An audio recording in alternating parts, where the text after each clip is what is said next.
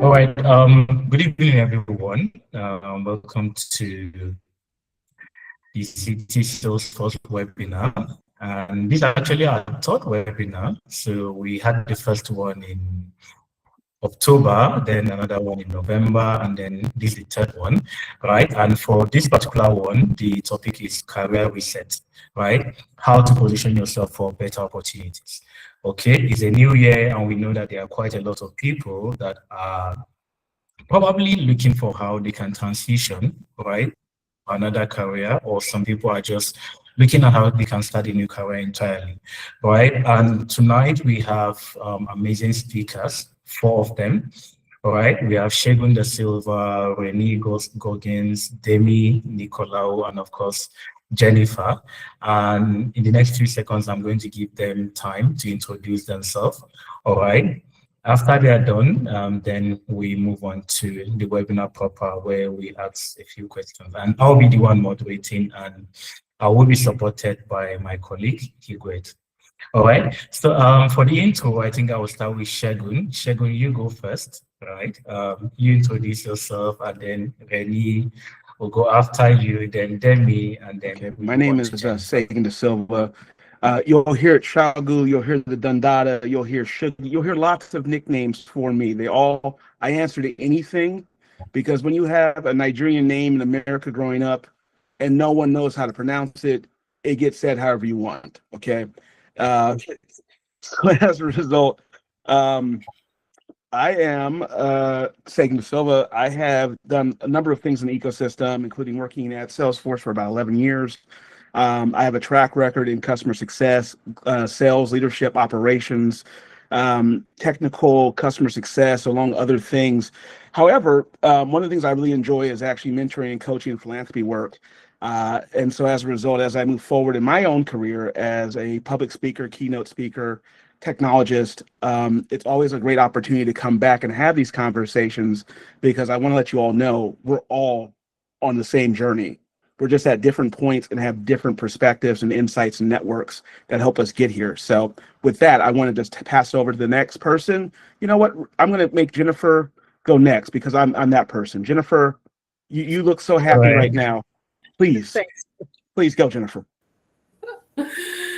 Thank you, Sekun. Hi, everyone. I'm Jennifer Dlovu, and I'm based in Zimbabwe.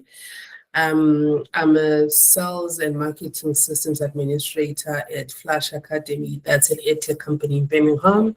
And I'm a Trailblazer community leader, as well as one of the people behind Africa Ohana. So I'm passionate about helping people. I'm passionate also about just giving people motivation, sharing my story, and hoping that people can also think around how to get into a tech career, because it is life-changing, especially with this evolving world of technology. So it's good to have you all here, and thank you so much for inviting me over. I'll pass the stick to Renee. All right, thank you so much, Jennifer. Hi, Renee. Yeah, hello, everyone. So I've entered the Salesforce ecosystem a long while ago. I have evolved from initially being an admin to more of a solution architect. Then I wanted to learn about consulting, which I did. And I discovered that I have a real passion for coaching, for educating others. So that's what I've recently been focusing on. I've created a brand for that, which is called Awesome Trail. Maybe some of you have heard about it. And yeah, I'm doing quite a bit of workforce development, especially in Africa, and I'm super happy about that. Thank you, Renee. Yeah, thank you, Renee. Demi. Yeah, everybody, thank you for having me back as well. So my name's Demi Nicolau, and I am based in the UK. So I have a wealth of experience working in the Salesforce ecosystem, mainly on the consultancy side, but I've also undertaken a few end user roles, and they've been across the board, everything from functional consultant to delivery, leading a COE, and now I work in the delivery space as a program manager. Similarly to what many people have said, My approach is always very people-centric, and I am a true believer in it's the people that make you get up every day. It's the people that bring the enjoyment. And similarly to Renee, I've also done a lot of coaching because I enjoy seeing people do well and people becoming successful. So yeah, thank you for having me today. Yeah, thank you, Demi, and thank you to all our speakers. So we're going to move to the speaker sessions, right? And let me mention that we'll have a Q&A session after the speaker session. So during this session, if you have any question, you can just write it down either in the chat box, or when we are done, we are going to give a few people opportunities to ask questions. All right, so you can just, if you have any question, you can just note it down. We'll have a special session for that. All right, so moving on to the speaker session, Segun, I'm going to start with you, the first question, right? So we're talking about how to position yourself for better opportunities in the year 2026, right? You've had a very, very successful career. You spent about 10 years in Salesforce, right? You've guided many international teams and you've driven growth in complex markets, right? How do professionals think about planning their careers strategically for 2026? I mean, I'll start off with this. When you look at your career, it can be a lot of things. It can be exciting.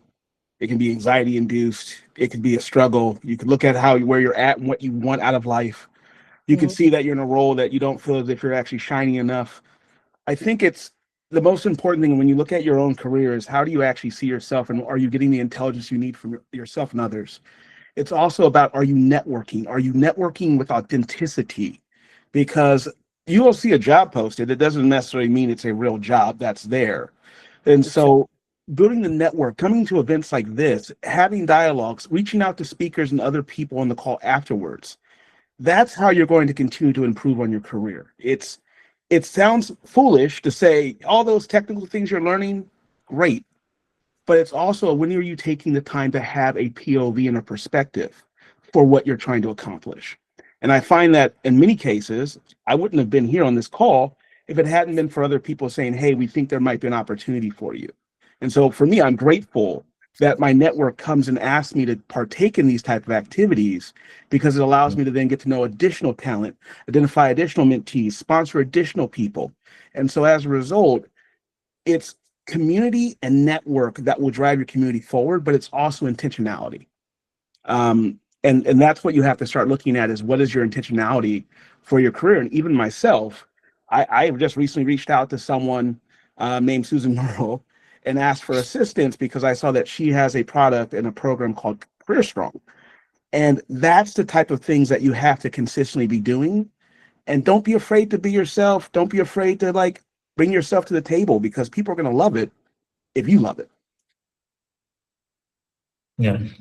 Thank you very much, Segun. Don't be afraid to bring yourself to the table. So I have a few more questions for you. Yeah. I think I'll go over to Jennifer, then I'll come back to you later. So Jennifer, over to you. And the next question is going to be about foundations of confidence and purpose. All right. I've observed you. I think I first came across your post sometimes in 2022 or so. Actually, it was my brother that told me about you, right? And funnily enough, he wasn't even in the Salesforce ecosystem. He told me, yeah, that there's this lady from Zimbabwe. She has been posting a lot. And I think I just come into the ecosystem also, as at that point, I was somehow new, like still trying to pass. So my brother is here actually. So still trying to pass the admin. No, I just passed the admin certification, I think. And he told me, yeah, there's this lady, she's very active on LinkedIn. All right, so I had to go and check you out. And then I think I sent you a connection request. Okay, so my question is, your career reflects a clear sense of purpose and confidence, right? Can you share where your belief system was formed, right? And how it has influenced your self-esteem, and how that inner clarity, right, has helped you recognize your strengths and then build a powerful network within the tech ecosystem? All right, so thank you so much for that question, Mishek. So I'll tell you that my belief system was really shaped by three things. That is my family, my faith, and my lived experience in Zimbabwe. So growing up, I was taught that dignity does not come from a job title. It'll come from how you show up, how you serve others, and how you honor your responsibilities. And that mindset stayed with me even when I was cleaning hospitals during COVID and later on working as a driver. And that was long before I got into Salesforce. Mm. Those seasons humbled me, but they also strengthened my self-esteem. I learned that I could start again from scratch, I could work hard, and I could still create something meaningful for my family and also for my community. And I will attest to say that inner clarity made it easier to embrace the discomfort of learning Salesforce with no laptop at first. I remember I didn't have a laptop when I started. I had to ask for a laptop from one of my friends. No local resources. I didn't have money for data, just for internet. But I used to make sure that I use what I had. So if somebody gave me data for WhatsApp, I would rather use that data just to learn. And that's what I did. Because I already believed I was more than my circumstances. And then once I entered the Salesforce ecosystem, that same clarity helped me recognize my strengths. I realized that I'm naturally somebody who loves people, who loves bringing people together. And I care deeply about creating opportunities for others because Salesforce did a lot for me in my life.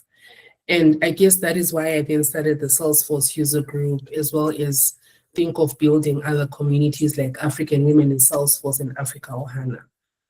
So I will say that it's all about where you're coming from and what that has taught you to give you that confidence, that purpose to build a community and make sure that community thrives. You have no idea how much we don't sleep trying to think of how can we help other people. You put yourself aside and you just want that belief system that you have to shape the lives of other people as well. So yeah, that's me. Yeah, shaping